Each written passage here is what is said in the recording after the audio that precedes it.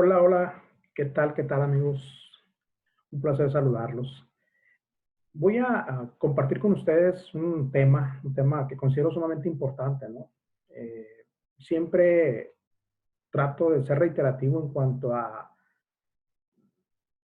lanzar nuestra mente hacia adelante de cara a una situación que estemos enfrentando y particularmente me refiero a esta situación que nos mantiene aislados socialmente, ¿no? Considero que el lanzar nuestra mente hacia adelante y pensar en cómo vamos a retomar nuestras actividades en el futuro ayuda mucho a contrarrestar los posibles efectos que pudiera tener el permanecer durante tanto tiempo confinados, ¿no? El tema que he diseñado para ustedes se llama liderazgo y visión empresarial. El objetivo de esto es, pues, hay muchas personas que saben que me dedico a lo que es la asesoría y el coaching empresarial y muchos de mis amigos o conocidos de mis amigos me preguntan que si, cuáles son los alcances de mis servicios. Y algunos de ellos pues traen alguna idea de negocio, traen un proyecto de emprendimiento y pues quiero a manera de poder contribuir a su crecimiento personal y profesional. Eh, es por eso que me animé a través de esta grabación de este video a darles herramientas para pues, que los ayuden a fortalecer esa decisión. El tema se llama liderazgo y visión empresarial. Es un tema que seguramente les va a ayudar a tomar algunas decisiones y el hecho de que a lo mejor seamos personas que trabajamos a través de un sueldo, somos empleados, pues nos va a ayudar también, nos va a ayudar a tomar algunos tips, ¿no? Porque a lo largo de la vida he conocido a personas que tienen un sueldo, tienen un trabajo, tienen un salario, pero también son emprendedores, se incursionan en negocios de nuevo marketing o se dedican a comprar a veces y vender algunos productos. Creo que esto les va a ser de utilidad. Vayamos pues al tema y voy a tratar de ser lo más breve posible. Son algunas láminas que quiero compartir con ustedes y si tienen alguna duda, déjenme sus comentarios aquí una vez que vean el video. Esto no es un en vivo, esto es un video que estoy grabando para que una vez que tú lo mires tengas algunas dudas, inquietudes, las puedas textear y con todo gusto yo te responderé.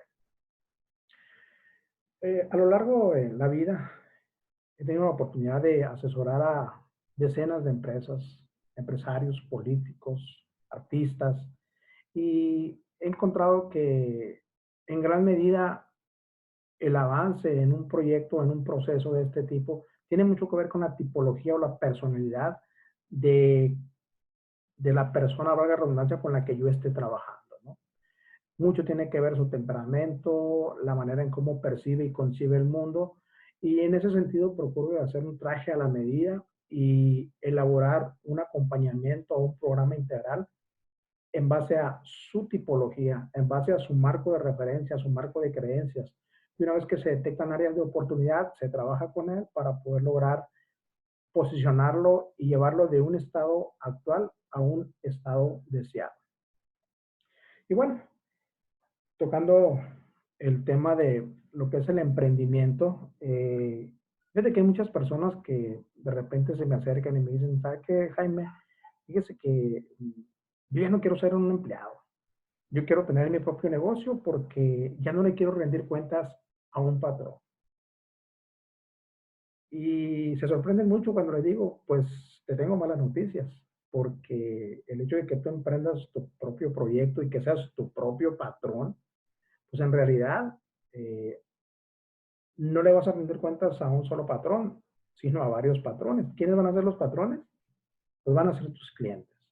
Son ellos quienes te van a marcar las pautas y te van a decir qué tan satisfechos o no están con lo que tú les estás vendiendo, ya sea un producto o sea un servicio. Entonces, no nada más es, me quiero retirar de lo que es una relación laboral para dedicarme a emprender un proyecto. Es sumamente importante que entiendas que conlleva una serie de compromisos y una serie de riesgos que es importante que los presupuestes. Yo te quiero preguntar, ¿qué se necesitaba en el pasado para emprender un negocio? ¿Qué necesitabas para decir, va, me voy a aventar a poner mi propio negocio? Antes pensábamos que era suficiente tener eh, una idea y que una no era suficiente, sino dos elementos que se tenían que complementar para poderle dar forma y fondo a un proyecto. Y era tener capital. Por un lado, una idea de negocio y por otro, tener el capital para echarlo a andar. Y pensamos que eso era suficiente. Ejemplos varios. Alguien que tenía, no, es que mi primo puso una tortillería y creo que a mí me puede ir bien también. O me gusta el tema de la comida y bueno, voy a montar un negocito de comidas caseras o una taquería, vaya, cualquier proyecto. Y se pensaba que eso era suficiente, tener una idea de negocio y tener el capital.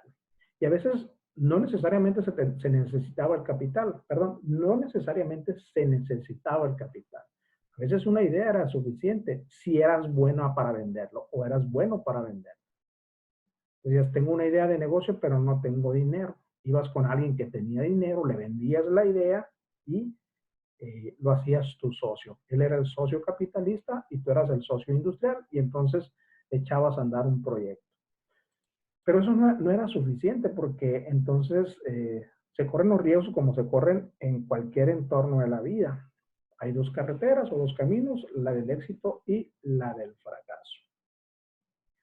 El aventurarse a poner un negocio y garantizarle a alguien que le va a ir mejor que como estaba, pues es un disparate. Eso es algo que yo en lo particular no me atrevería ni siquiera a sugerirle a uno de mis alumnos o a alguno de mis clientes. Es muy importante, primero que nada, evaluar el panorama general y tener elementos para poder sustentar o fundamentar una idea de negocio y encontrarle sentido y prevenir los riesgos también, perdón. Entonces, por un lado, la idea es buena, por otro lado, tener el capital también es bueno, pero eso no es suficiente. Y muchos de los emprendedores se inclinan pues, por un pequeño negocio, se inclinan por montar un café internet, un negocio de comida, como se venía diciendo hace rato, a comprar y a vender productos, y de manera formal o de manera informal incursionan en el nicho de las pymes, de las pequeñas y medianas empresas. Les digo, unos lo hacen cobijados en la informalidad y otros tratando de darle forma y formalidad también a su actividad. Eh, Durante muchos años hemos sido temerosos, o en el pasado más bien, la persona era muy temerosa de poder incursionar en un negocio de este tipo porque pensaba que el registrarse ante el SAT, pues lo iba a poner en los reflectores, ¿no? Y no lo iban a dejar de alguna manera operar. Si bien es cierto, lamentablemente el sistema fiscal que tenemos en México lesiona mucho, mucho la economía del emprendedor, aquel que se arriesga y se atreve a hacer las cosas bien, que con miles de sacrificios logra pagar sus costos, pagar sus gastos y con una utilidad mínima todavía de ahí sacrificar para pagar sus impuestos, pues se convierte en una odisea interesante, ¿no? Entonces, es una idea de negocio, tengo una persona que tiene el capital y nos animamos y montamos un negocio, ya sea de manera informal o de manera formal. Y muchas veces los argumentos que escucho cuando le planteo yo al alumno o al cliente, ¿por qué no te registras? ¿Por qué no te registras en el régimen de incorporación fiscal para que tengas ciertos beneficios, para que a la vuelta de un año determines en gran medida si el proyecto es o no viable? Y muchos de ellos lo hacen porque no están seguros, no están en el interior de ellos, no están del todo convencidos de que el proyecto vaya a funcionar. Y de entrada, déjenme decirle pues que esa es una mentalidad de derrota, ¿sí? Porque lo que viene a continuación es sumamente interesante. ¿A qué me refiero? A que México es uno de los países con mayor número de emprendimiento. Se abren N cantidad de negocios a lo largo y ancho del país, pero la tasa de mortandad es alarmante. Muchos negocios ni siquiera duran operando un año. Algunos con miles de sacrificios rebasan la barrera del año, de los 2, de los 3, pero de cada 10 negocios que se abren en México, 7 cierran sus puertas antes del quinto año. Y los que logran rebasar esa frontera, pues tienen una serie también de situaciones muy particulares que es importante señalar. Entonces, resumiendo en este punto, somos muy emprendedores, pero también, lamentablemente, la tasa de mortandad empresarial es demasiado, demasiado alta. Ahora bien, ¿cuál es la razón por la que fracasan muchos negocios? Esto es multifactorial, ¿no? Hay una serie de factores que se complementan y no le dan sentido y propósito a un proyecto y por lo tanto pues terminan por perecer y terminan por cerrar sus puertas, cerrar operaciones. Eh, Según un dato del TEC de Monterrey, estas son las 5 razones más relevantes de por qué fracasan los negocios en México.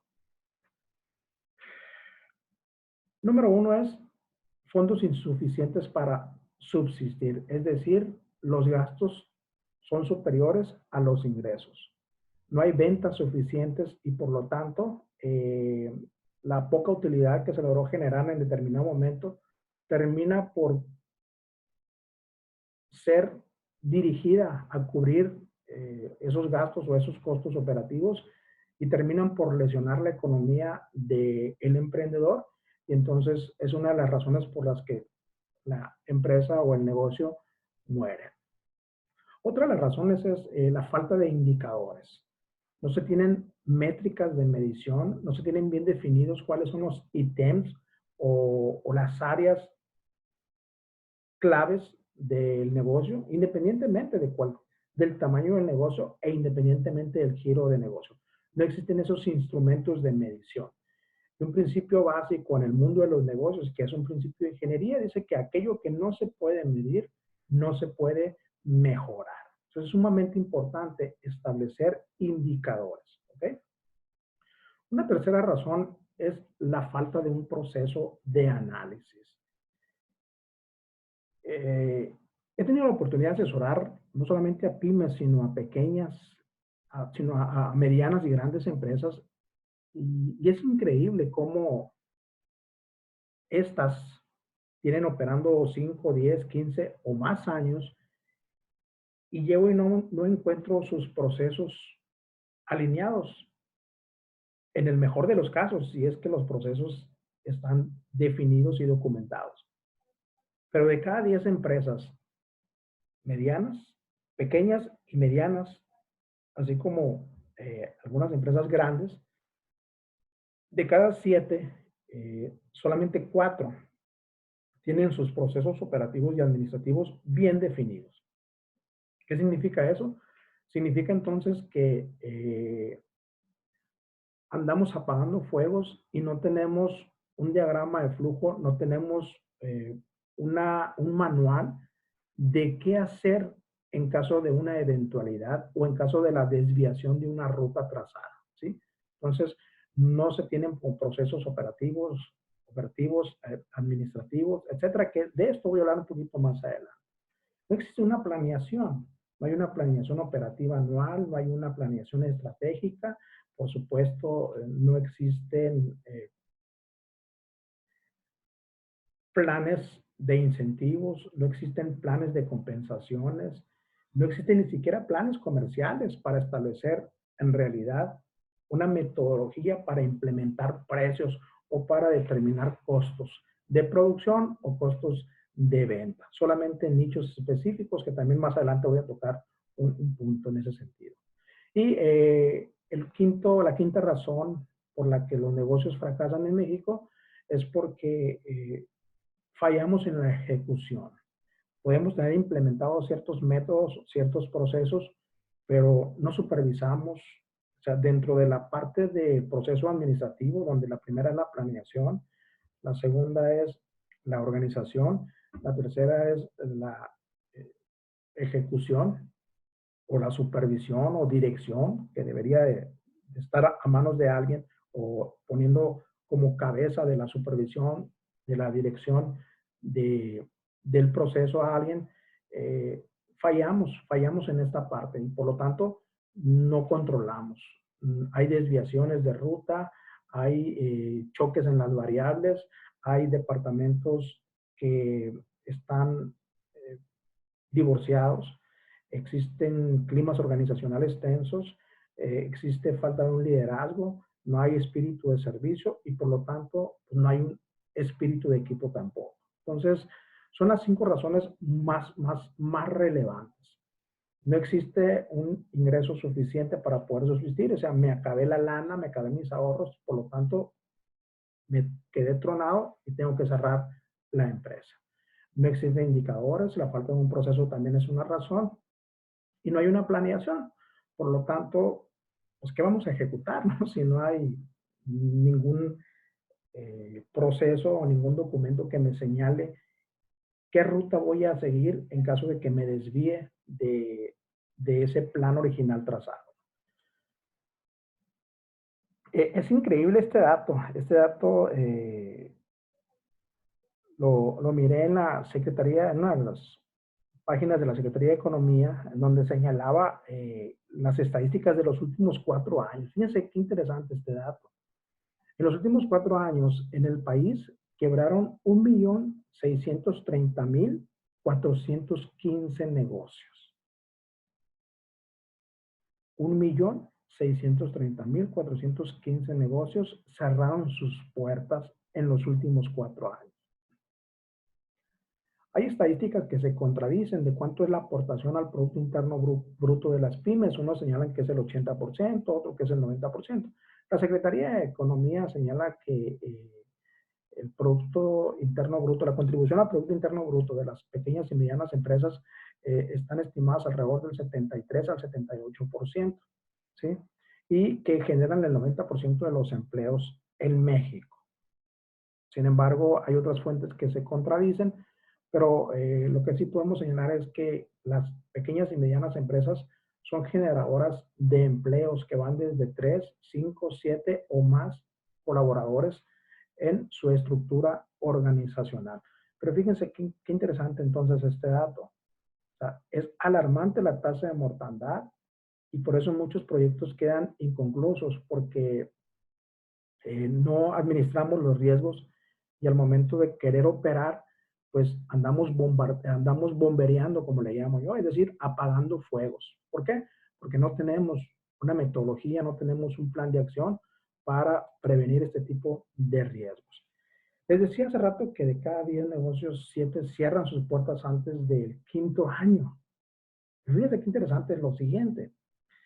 De esos 3 negocios que quedan y logran sobrevivir 5, 10, 15 o más años y logran consolidarse como empresa, cuando el patriarca decide salirse del negocio y pasarle la batuta a la siguiente generación, de cada 10 negocios donde el patriarca le cede el control de la empresa a uno de sus hijos o a algún familiar, el 70% quiebra.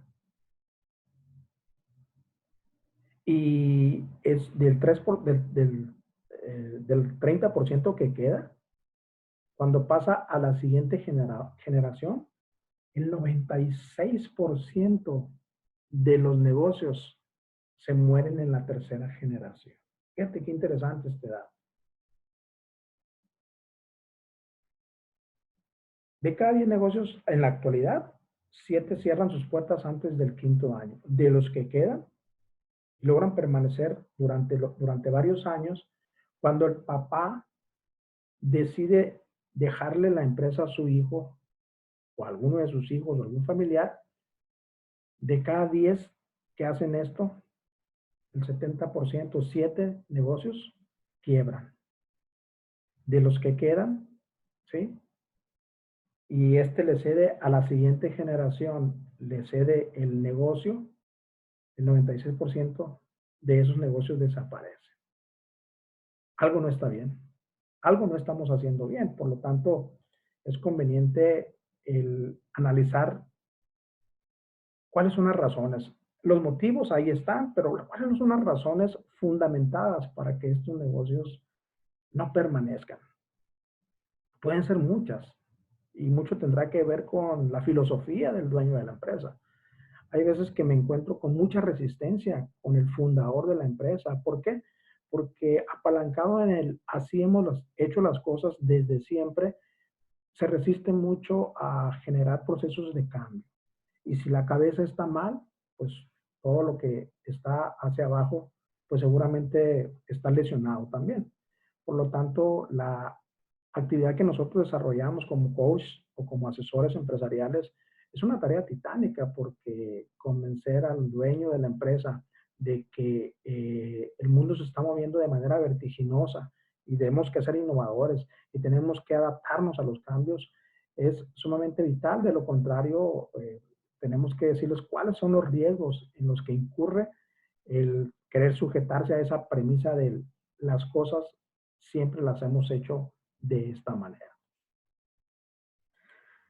Ahora bien, eh, en ese sentido, es increíble también cómo muchos de los dueños de las empresas no saben interpretar un estado financiero. Es más, no saben interpretar algo tan relevante y sumamente importante para cualquier negocio, que es un estado de resultados. El estado de resultados es la radiografía de tu negocio, es la radiografía de cómo está, dónde le duele a la empresa y en ese sentido tomar una serie de acciones para contrarrestar ese dolor y poder entonces poner en una situación de saneamiento a esa área que presenta ciertos riesgos o ciertos signos de debilidad. Es un estado de resultados para quienes no tienen conocimientos de negocios contables y o administrativos y financieros. Vamos a decir que es la manera en cómo estás llevando a cabo la operación de tu negocio. Y aquí se compone por una serie de elementos que voy a señalar a continuación. Número uno, cuando tú pones un negocio, pues es un negocio que tiene una finalidad. Tú pones un negocio para pues, generar ingresos, ¿verdad? Pero no nada más es generación de ingresos, sino tener un control de los ingresos, un control de los costos y un control de los gastos. Entonces aquí yo pongo un ejemplo de lo que es el giro de alimentos y bebidas o el giro de restaurantes. ¿Y por qué te hablo en ese sentido de, o por qué pongo como ejemplo esto? Porque tuve la oportunidad de incursionar en el mundo de alimentos y bebidas, tuve un negocio, tuve un restaurante y pues lo que hice fue dedicarle tiempo y esfuerzo a conocer cuáles son las entrañas de un negocio de este tipo.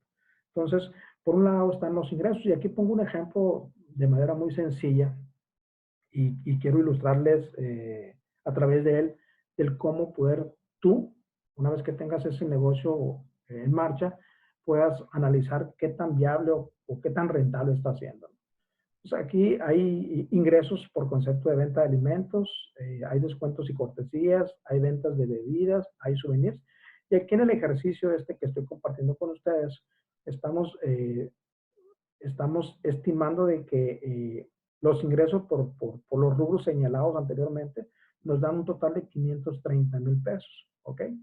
Son 530,000 pesos, pero para poder nosotros vender eso, necesitamos haber adquirido pues la materia prima para transformarla en un producto terminado, que en este caso pues es un platillo o son una serie de platillos, etcétera, ¿no? Entonces, se le llama giro de alimentos y bebidas porque hay que hacer una separación en cuanto a costos de cada uno de ellos, ¿ok? En el giro de alimentos y bebidas hay una regla que es la famosa regla de tres, en donde dice que por cada peso que entre a la compañía, una tercera parte debe de ir destinada a el costo de ventas o a la compra de los insumos o materia prima. ¿Ok? Entonces es muy fácil darte cuenta si el negocio realmente es negocio o si se te están disparando los costos. ¿Ok? Entonces, aquí hablamos de un ejercicio de 503 mil pesos que entraron de dinero al restaurante, pero se gastaron 172 mil pesos en adquisición de materia prima para transformar esa materia prima en un producto terminado. Entonces, quiere decir que esos 172,100 pesos representan un costo de venta combinado de alimentos y bebidas del 34%. Es decir, 172,100 es el 34% de esos 503,000 pesos.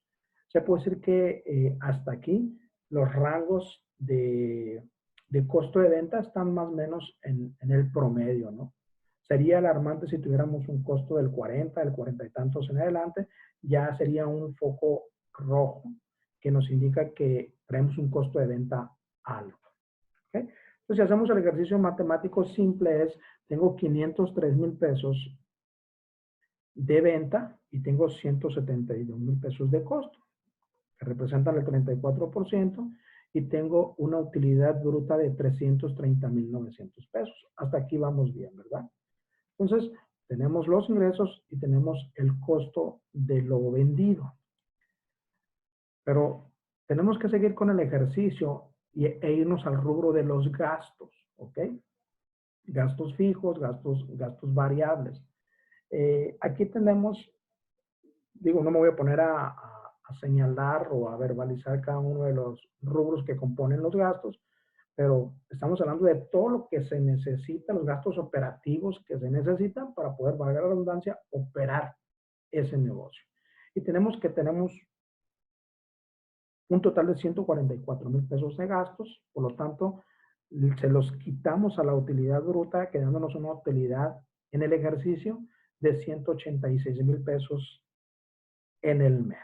¿Ok? Esto, si fuera un ejercicio mensual, 186,000 pesos en el mes, y tendríamos que analizar entonces cuál es el porcentaje de utilidad que se obtiene en el ejercicio. Esto es antes de impuestos y antes de costos financieros, si es que hubo costos financieros. Con esta información, el contador elabora los balances y los estados financieros para que el dueño de la empresa o el consejo, si es que existiera, pues tome las decisiones. Yo te puse un ejemplo de un restaurante, pero trasládalo tú a cualquier tipo de negocio. Una empresa de productos, una empresa de servicios, que tiene que realizar analizar este tipo de información para ver realmente cómo se está comportando su negocio. Es increíble cómo ni siquiera esta información básica algunos empresarios ni siquiera saben interpretarla. Saben que el negocio ahí está, pero al momento de rendir cuentas, o que su gente le rinde cuentas, no sabe analizar a detalle esta información. Y además de todo esto, pues hay que ver las analíticas, es decir, vamos a tomar como ejemplo, aquí si aquí dice de que se gastaron 1,000 pesos de equipo de limpieza, pues hay que ver las analíticas. ¿Qué son las analíticas? Pues son los comprobantes, ¿no? Son los comprobantes que avalen que realmente se gastó eso. Es una de las razones, entonces, por la que muchos negocios fracasan también, es porque no le damos importancia a estos rubros. El rubro de el análisis de la información contable y financiera, para entonces entrar a la siguiente fase, que es una estrategia fiscal para tratar de no evadir impuestos, sino pagar lo menos posible en términos de impuestos. Si bien es cierto, esto fue el coco y ha sido el coco y sigue siendo el coco de muchas empresas y organizaciones, también es cierto que hemos evolucionado y que las empresas y los empresarios, viene una nueva camada de empresarios que son los famosos millennials, que no quieren ser empleados, sino tener su propio negocio y trabajan pues con una óptica totalmente diferente. Y en ese sentido, pues ellos quieren ser su propio patrón y ya empiezan a trabajar con una metodología denominada plan de negocios. O sea, el plan de negocios se compone, el plan de negocios número uno, ¿qué es? Vamos a definir el plan de negocios como un documento que describe de manera general el conjunto de estrategias que se van a implementar para darle un fundamento o un sustento. No una garantía, no es una garantía de éxito, pero sí es eh, un documento que le da fundamento a un proyecto emprendedor. Por ejemplo, si tú tuvieras solamente la idea de negocios y no tuvieras el capital, necesitas presentarle un plan de negocios a esa persona o a esa entidad o a ese organismo eh, para que te preste dinero o para que se asocie contigo y que meta el capital para echar a andar el negocio. Para eso es un plan de negocios. Eso es una de sus funciones, pero la otra también es darle rumbo. Es como la Biblia de lo que el negocio requiere para poder operar de manera efectiva, como se los mencionaba. Y una de las actividades que yo hago y realizo, y es una de mis especialidades también, es el diseño e implementación de planes de negocios. Estos se componen de los siguientes elementos. No es otra cosa más que presentarle al empresario en una carpeta en blanco o en un documento engargolado lo que es el producto terminado, que es el plan de negocios, integrado por la portada, una tabla de contenido, un resumen ejecutivo, los antecedentes de la idea de negocio, la descripción de la empresa, un análisis del entorno competitivo, que es sumamente importante también. Ahí hablamos de lo que es el análisis FODA, la estructura organizacional o el famoso organigrama. Se integra también un plan comercial, un plan operativo, por supuesto, el vital que es el plan financiero. El plan financiero pues se habla de cuánto necesitas para echar a andar el negocio, la inversión inicial, el retorno sobre la inversión, si te apalancaste con un crédito, pues también el tema del costo financiero. Y viene un apartado al final de ese manual que está integrado por los anexos, que no son otra cosa más que los formatos que deberán de utilizarse para ciertas actividades específicas en la organización. De manera resumida, a esto es a lo que nos dedicamos. Nos dedicamos a darle rumbo y propósito a un proyecto. Nos dedicamos a ayudar al empresario a ordenar sus procesos operativos y administrativos. Trabajamos mucho también en la parte del desarrollo humano, porque al final de cuentas, para que todo esto funcione, necesitamos que el personal esté motivado, que el personal lo haga por convicción y no por conveniencia, no por imposición.